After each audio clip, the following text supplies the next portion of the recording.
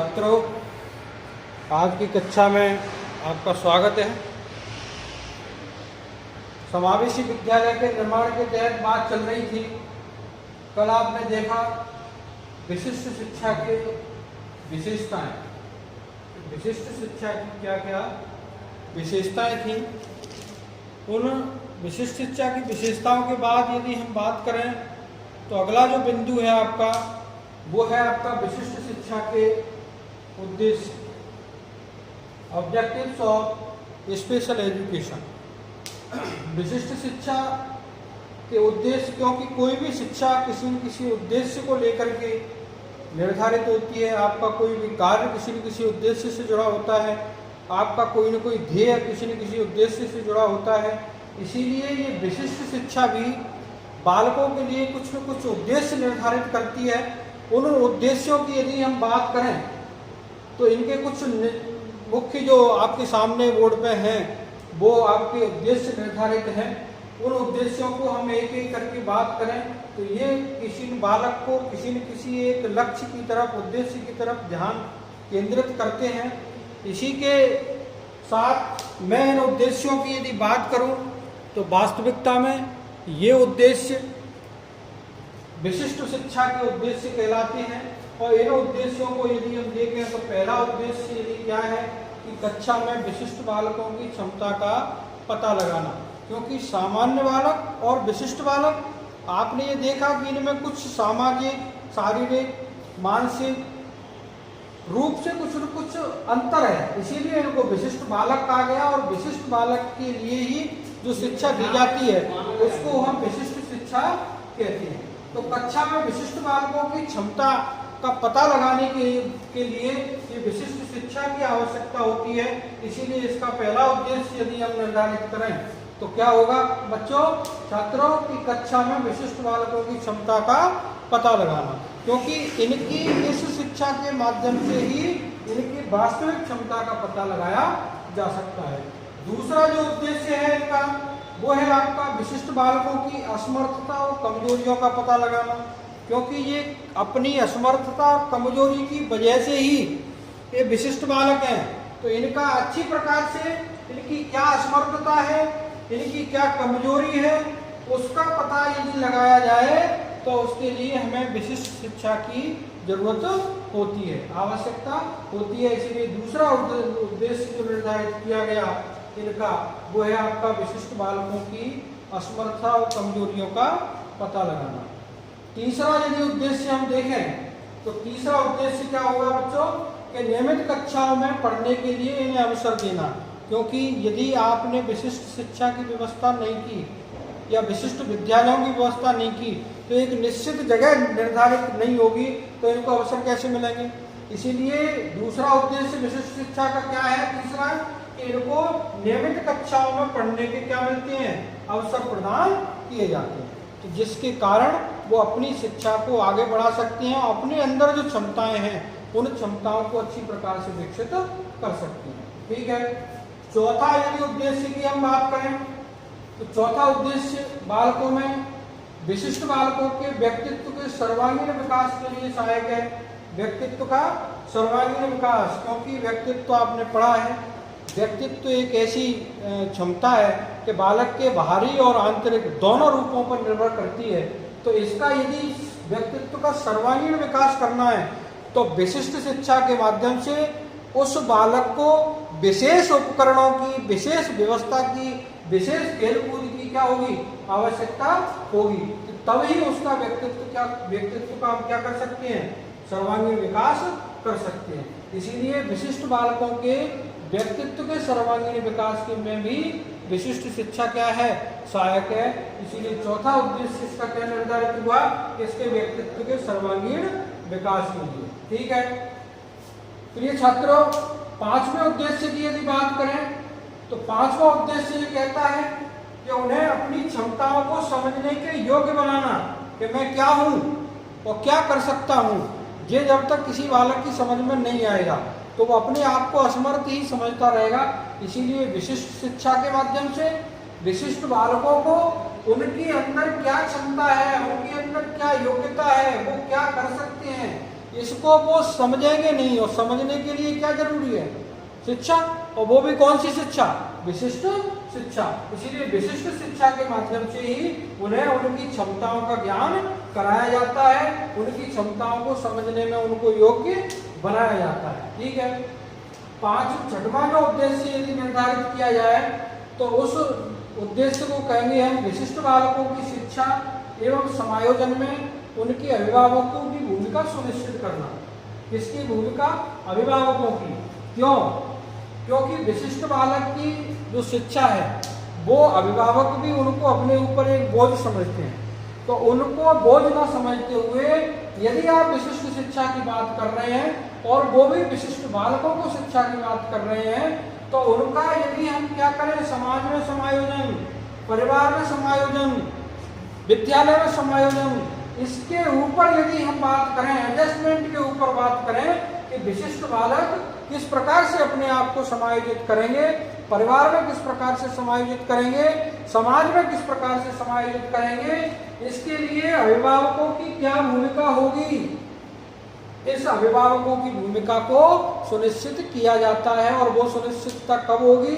जब हम उन बालकों को विशिष्ट शिक्षा देंगे। विशिष्ट शिक्षा में जो भी समस्याएं सामने आएंगी, आप विशिष्ट शिक्षा विशिष्ट जगह पर तो दे सकते हैं, लेकिन वो बालक जब परिवार में पहुंच जाता है, अपने माता पिता अभिभावकों के पास पहुंच जाता है, तो उनकी क्या भूमिका होगी? इस भूमिका को निश्चित करने के लिए भी विशिष्ट शिक्षा का उद्देश्य निर्धारित किया गया है। ठीक है। सातवां जो उद्देश्य है छात्रों, उसमें यह है कि प्रत्येक विशिष्ट बालक तक बिना भेदभाव के शिक्षा के अवसर प्रदान करना।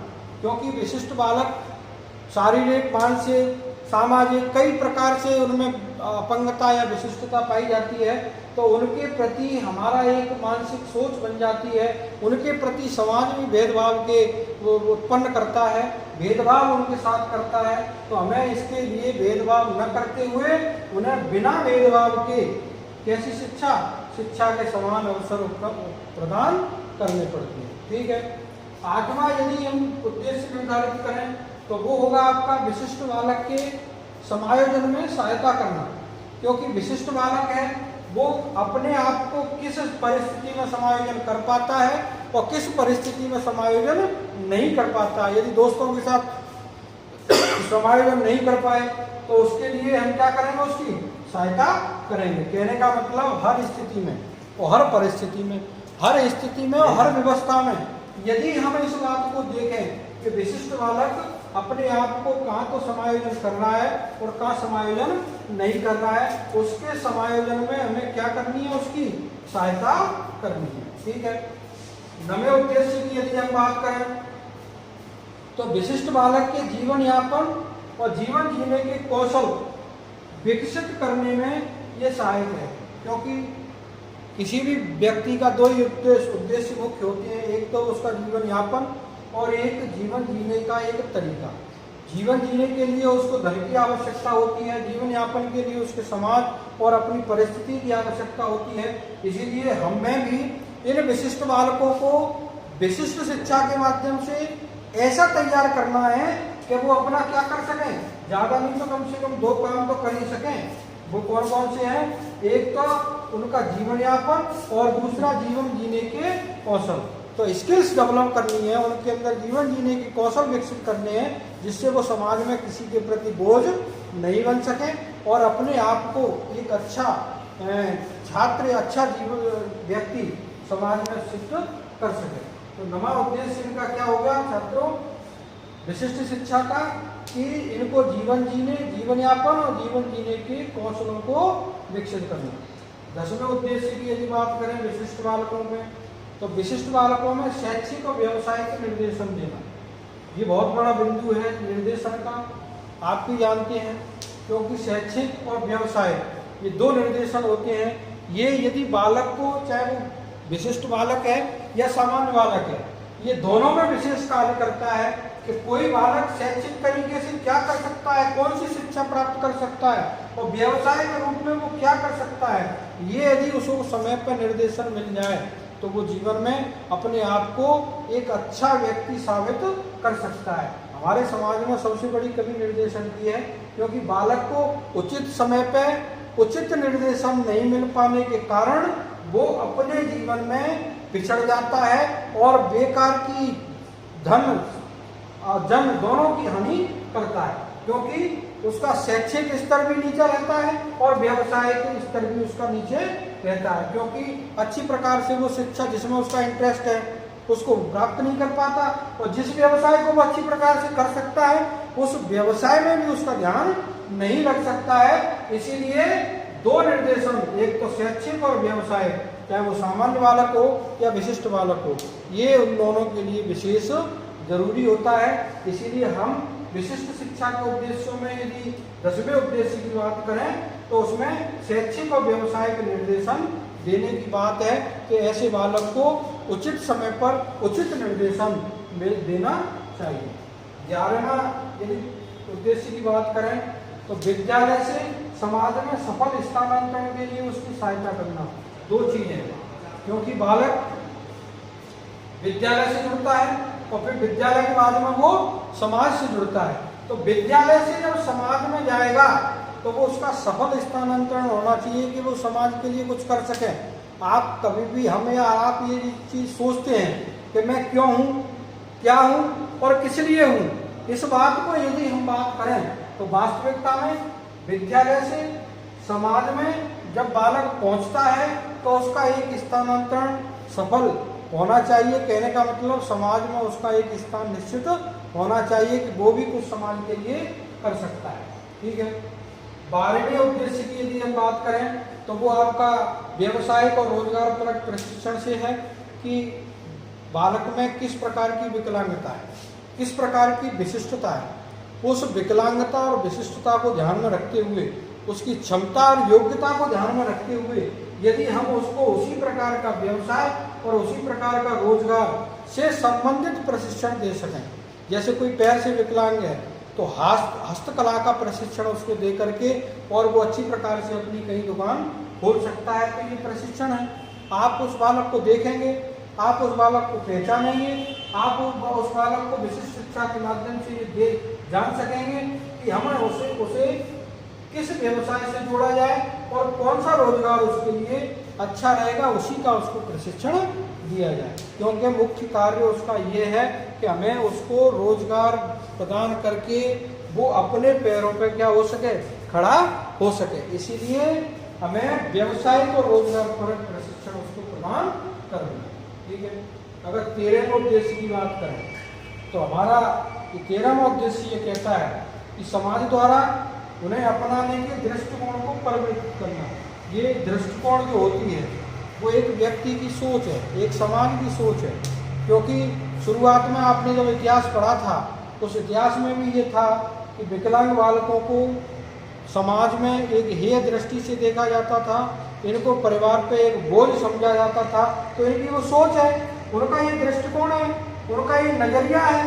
तो ये शिक्षा जो विशिष्ट शिक्षा है वो क्या उद्देश्य निर्धारित करती है कि समाज द्वारा उन्हें अपनाने में, इसमें कि अपनाने के दृष्टिकोण में क्या करना है, परिवर्तन करना है। क्योंकि जब हम इस चीज को परिवर्तित करेंगे, जब हम उनकी सोच बदलेंगे, जब हम उनका नजरिया बदलेंगे, तब उन बालकों को अपनाने में वो अपनी अच्छी सोच, अपना अच्छा दृष्टिकोण, अपने अच्छे विचार रख पाएंगे और समझ पाएंगे। इसीलिए 13वां उद्देश्य बहुत महत्वपूर्ण साबित करता है कि जब तक हमारी सोच नहीं बदलेगी, परिवार की सोच नहीं बदलेगी, समाज का दृष्टिकोण नहीं बदलेगा, तब तक हम विशिष्ट शिक्षा देते रहें तो विशिष्ट बालकों का अच्छी प्रकार से विकास नहीं हो सकता। तो प्रिय छात्रों, अगर हम लास्ट उद्देश्य की बात करें तो ये देश की उन्नति के लिए होता है और इसकी देश की उन्नति में उनके योगदान को विशेष रूप से सिद्ध करता है कि हम जो बालक विशिष्ट शिक्षा के माध्यम से हम उनको तैयार कर रहे हैं तो क्या वो भी इस देश की उन्नति में अपना कुछ योगदान दे सकते हैं। दे सकते हैं। क्यों दे सकते हैं? क्योंकि फिर विशिष्ट शिक्षा का मतलब ही क्या है, विशिष्ट शिक्षा के उद्देश्य ही बेकार हो जाएंगे। इसीलिए तो लास्ट उद्देश्य ये कहता है कि देश की उन्नति में, देश के विकास में, देश के योगदान में, देश के विकास के योगदान में इन बालकों की क्या भूमिका हो सकती है। तो यानी आपने ये देखा कि वास्तविकता में कोई भी शिक्षा हो, कोई भी कार्य हो, उन छात्रों के लिए कुछ न कुछ उद्देश्य लेकर के आता है। और ये विशिष्ट शिक्षा भी इन छात्रों को कुछ न कुछ उद्देश्यों के आधार पर दी जाती है। और ये उद्देश्य आपने जो पढ़े वो उद्देश्य इस विशिष्ट शिक्षा के माध्यम से पूर्ण किए जाते हैं। तो शायद मैं समझता हूँ कि छात्रों कि आपकी समझ में ये उद्देश्य जरूर आएंगे। धन्यवाद।